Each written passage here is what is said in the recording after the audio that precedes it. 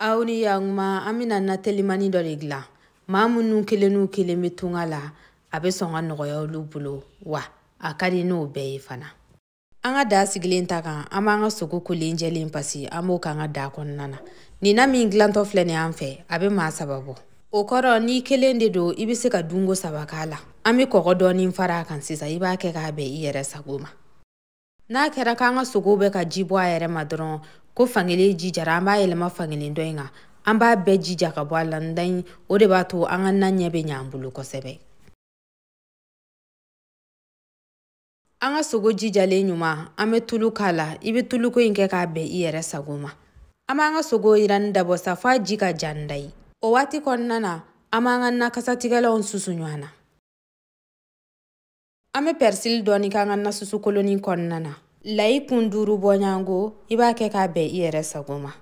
Ame poivru kise kwer fitin ni nyekelen faraka. Na sorla na fen wero bibuli bise kulube faraka. Amba susu nywana sa. Wasa ukasa uka do nywana kosebe na ija ibise ka koko fitinin faraka. Amba le bla kere felala.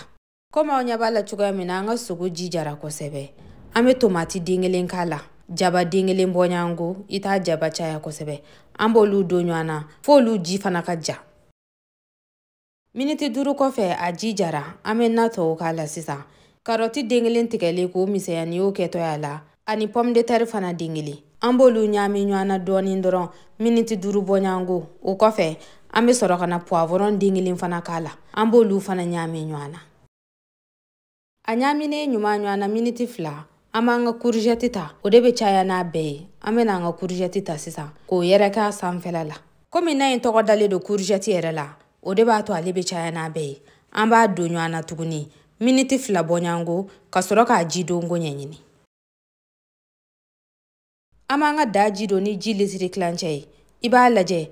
Na soro lega sugu magayaledo. Na soro lega sugu maganfiu. Ibise ka jido faraka. Ama lama doni. Kasoroka nga nakasatigele inkalasa. Anye mi susuka bila kerefela latando. Ambo faraka ni yorodila.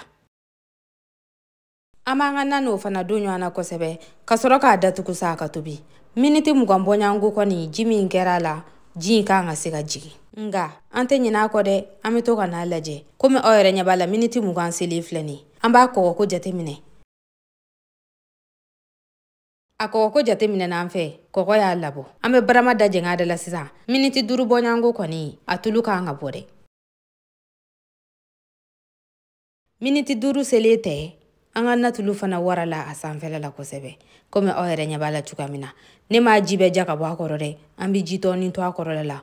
Wasa, kini dunto anfe, ukana nata jangana. Au bismillah.